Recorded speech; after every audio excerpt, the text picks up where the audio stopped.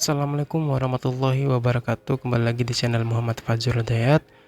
Nah, pada kesempatan kali ini saya akan share atau membagikan tentang kisi-kisi CPNS dan P3K penyuluh pertanian tentang penyelenggaraan penyuluh pertanian sesuai dengan kisi-kisi. Kita lanjut aja. Yang pertama ada definisi. Yang pertama, pertanian adalah seluruh kegiatan yang meliputi usaha hulu, usaha tani, agroindustri, pemasaran, dan jasa penunjang pengelola sumber daya alam hayati dalam ekosistem yang sesuai dengan berkelanjutan dengan bantuan teknologi, modal tenaga kerja, dan manajemen untuk mendapatkan manfaat sebesar-besarnya bagi kesejahteraan masyarakat. Yang kedua ada penyuluhan pertanian. Sebenarnya definisi ini mungkin teman-teman udah pada hatam ya atau hafal ya. Jadi saya ulang-ulang aja ya. Penyuluhan pertanian adalah proses pembelajaran bagi pelaku utama serta pelaku usaha agar mereka mau dan mampu menolong dan mengorganisasikan dirinya dalam mengakses informasi pasar, teknologi permodalan, dan sumber daya lainnya sebagai upaya untuk meningkatkan produktivitas, efisien usaha, pendapatan, dan kesejahteraannya, serta meningkatkan kesadaran dalam pelestarian fungsi lingkungan hidup. Selanjutnya ada pelaku utama. Pelaku utama adalah petani, pekebun, peternak, dan beserta keluarga intinya. Sedangkan pelaku usaha adalah perorangan warga negara Indonesia atau korporasi yang dibentuk menurut hukum Indonesia yang mengelola usaha pertanian. Metode penyuluhan adalah cara atau teknik penyampaian materi penyuluhan oleh penyuluh pertanian kepada pelaku utama dan pelaku usaha. Materi penyuluhan adalah bahan penyuluhan pertanian yang akan disampaikan oleh para penyuluh kepada pelaku utama dan pelaku usaha dalam berbagai bentuk yang meliputi informasi teknologi, rekayasa sosial, manajemen, ekonomi, hukum, dan kelestarian lingkungan. Kelembagaan petani adalah lembaga yang ditumbuh kembangkan dari oleh dan untuk petani guna memperkuat dan memperjuangkan kepentingan petani. Sedangkan kelembagaan ekonomi petani atau KEP adalah lembaga yang melaksanakan kegiatan usaha tani yang dibentuk oleh, dari, dan untuk petani guna meningkatkan produktivitas dan efisiensi usaha tani baik yang berbadan hukum maupun yang tidak berbadan hukum. Kelembagaan penyuluhan pertanian pemerintah adalah lembaga yang dibentuk oleh pemerintah dan pemerintah daerah untuk menyelenggarakan tugas dan fungsi penyuluhan pertanian. Kelembagaan penyuluhan swadaya adalah kelembagaan penyuluhan desa atau kelurahan yang bersifat non-struktural yang dibentuk dan dikelola secara partisipatif oleh pelaku utama baik perorangan maupun kelompok. Kelembagaan penyuluhan swasta adalah kelembagaan penyuluhan yang dibentuk oleh pelaku usaha dengan memperhatikan kepentingan pelaku utama serta pembangunan pertanian setempat. Penyuluh pertanian adalah perorangan warga negara Indonesia yang melakukan kegiatan penyuluhan pertanian. Penyuluh pertanian PNS adalah pegawai negeri sipil yang diberi tugas, tanggung jawab, wewenang, dan hak secara penuh oleh pejabat yang berwenang pada satuan organisasi lingkup pertanian untuk melakukan kegiatan penyuluhan pertanian. Tenaga harian lepas atau tenaga bantu penyuluh pertanian atau THLTB adalah tenaga bantu penyuluh pertanian yang direkrut oleh Kementerian Pertanian selama kurun waktu tertentu dan melaksanakan tugas dan fungsinya dalam kegiatan penyuluhan pertanian. Penyuluh pertanian swadaya adalah pelaku utama yang berhasil dalam usahanya dan warga masyarakat lainnya yang dengan kesadaran sendiri mau dan mampu menjadi penyuluh. Sedangkan penyuluh pertanian swasta adalah penyuluh yang berasal dari dunia usaha dan atau lembaga yang mempunyai kompetensi dalam penyuluhan pertanian. Selanjutnya kita akan bahas tentang kelembagaan penyuluhan pertanian. Yang pertama ada kelembagaan penyuluh pertanian pemerintah. Nah, di sini ada 4. Yang pertama ada BPPSDMP pusat. Yang kedua ada Dinas menyelenggarakan fungsi penyuluhan pertanian di daerah provinsi. Yang ketiga ada Dinas yang menyelenggarakan fungsi penyuluhan pertanian di daerah kota atau kabupaten. Yang keempat, yang terakhir adalah Balai Penyuluhan Pertanian di Kecamatan. Ini adalah 4 kelembagaan penyuluhan pertanian pemerintah. Dinas yang menyelenggarakan fungsi penyuluh pertanian di daerah provinsi berfungsi sebagai penyelenggara penyuluhan pertanian dan pengelola satuan administrasi pangkal atau Satminkal penyuluh pertanian di daerah provinsi. Nah, di bawah ini adalah merupakan tugas dari dinas yang menyelenggarakan fungsi penyuluh pertanian di daerah provinsi.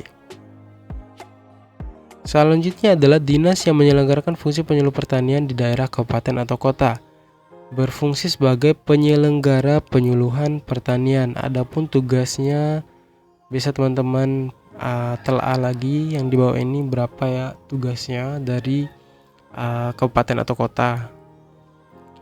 Selanjutnya ada Balai Penyuluhan Pertanian di Kecamatan, merupakan unit kerja non-struktural dinas yang menyelenggarakan fungsi penyuluhan pertanian kabupaten atau kota, berfungsi sebagai tempat pertemuan para penyuluh, pelaku utama dan pelaku usaha. Adapun tugas dari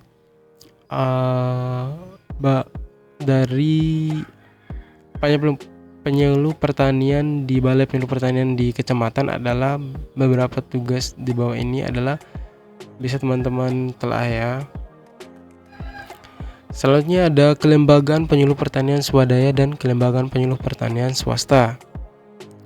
Kelembagaan Penyuluhan Pertanian Swadaya berbentuk kelembagaan petani dan KEP, Kelembagaan Ekonomi Petani atau Badan Usaha Milik Petani dalam kurung BUMP yang melakukan fungsi penyuluhan pertanian. Nah, kelembagaan petani meliputi kelompok tani, gabungan kelompok tani, asosiasi komoditas pertanian, Dewan Komoditas Pertanian Nasional, dan kelembagaan petani yang dibentuk oleh para petani. Sedangkan kelembagaan penyuluh pertanian swasta berbentuk badan usaha dibentuk oleh pelaku usaha yang melakukan fungsi penyuluhan pertanian dengan memperhatikan kepentingan pelaku utama dan pembangunan pertanian setempat. Kelembagaan penyuluh pertanian swadaya itu bisa dari ini ya, kelompok tani, gabungan kelompok tani, asosiasi, dan kelembagaan petani yang dibentuk oleh para petani. Sedangkan kelembagaan penyuluh pertanian swasta itu adalah badan usaha yang dibentuk oleh pelaku usaha, tapi dengan memperhatikan kepentingan pelaku utama dan pembangunan pertanian setempat. Selanjutnya ada Kelembagaan Penyuluh Pertanian Swadaya dan Kelembagaan Penyuluhan Pertanian Swasta. Kelembagaan Penyuluh Pertanian Swasta berfungsi sebagai mitra kerja Kelembagaan Penyuluhan Pertanian pemerintah untuk memperkuat fungsi penyuluh pertanian dan meningkatkan partisipatif masyarakat. Adapun tugas dari dua lembaga di atas ini adalah sebagai berikut. Bisa teman-teman baca atau skip. Pos penyuluhan pertanian desa atau kelurahan berfungsi sebagai tempat pertemuan para penyuluh pertanian, pelaku utama dan pelaku usaha untuk 1. Menyusun programa, 2. Melaksanakan penyuluhan, 3. Menginventarisasi permasalahan sekaligus dengan pemecahannya, 4. Melaksanakan proses pembelajaran, 5. Menumbuh kembangkan kepemimpinan, 6. Melaksanakan kegiatan dapur tani, pertemuan teknis, temu lapang, dan metode penyuluh pertanian lainnya, 7. Memfasilitasi layanan informasi, konsultasi, pelatihan bagi pelaku utama serta pelaku usaha. Yang ke-8 ada memfasilitasi forum penyuluhan pedesaan. Ketenagaan penyuluhan pertanian berperan sebagai fasilitator dan dinamisator dalam penyuluhan pertanian. Ketenagaan penyuluhan pertanian itu meliputi ada PNS, THLTB, swadaya, dan penyuluhan pertanian swasta. Peningkatan kompetensi penyuluh pertanian dilaksanakan melalui pendidikan dan pelatihan. Ada dasar terampil, ada dasar ahli, ada ahli kelompok, ada teknis, dan ada juga pelatihan kepemimpinan dan manajemen. Yang selanjutnya adalah pelaksanaan penyuluhan pertanian itu mengacu pada 3. Yang pertama, programa, materi, dan metode. Selain mengacu pada 3 poin di atas, pelaksanaan penyuluhan pertanian bertumpu pada A. Peran serta pelaku utama dan pelaku usaha. Yang kedua atau B. Kerjasama antar kelembaga dan antar kelembagaan. Nah, kerjasama antar kelembagaan ini dilakukan secara vertikal, horizontal, dan lintas sektoral. Program penyuluh pertanian disusun secara berjenjang terdiri dari desa atau kelurahan, kecamatan, kabupaten atau kota, provinsi, dan nasional.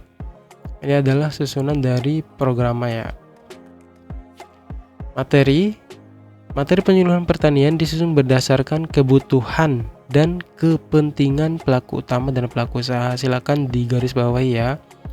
Materi penyuluhan itu disusun berdasarkan kebutuhan dan kepentingan pelaku utama dan pelaku usaha dengan memperhatikan kemanfaatan kelestarian sumber daya pertanian dan pengembangan kawasan pertanian. Materi penyuluhan pertanian memuat unsur yang pertama pengembangan sumber daya manusia, yang kedua peningkatan ilmu pengetahuan, teknologi, informasi, ekonomi, manajemen, hukum, dan kelestarian lingkungan, yang ketiga ada penguatan kelembagaan petani. Metode penyuluh pertanian disesuaikan dengan kebutuhan dan kondisi pelaku utama dan pelaku usaha. Silakan dicerna. Metode penyuluhan pertanian disesuaikan dengan kebutuhan dan kondisi pelaku utama dan pelaku usaha. Metode penyuluh pertanian ditentukan oleh penyuluh pertanian dengan mengacu pada kegiatan dalam program penyuluhan pertanian dan rencana kerja tahunan penyuluh pertanian. Ya, mungkin itu saja yang bisa saya share kepada teman-teman. Semoga video ini bermanfaat. Wassalamualaikum warahmatullahi wabarakatuh.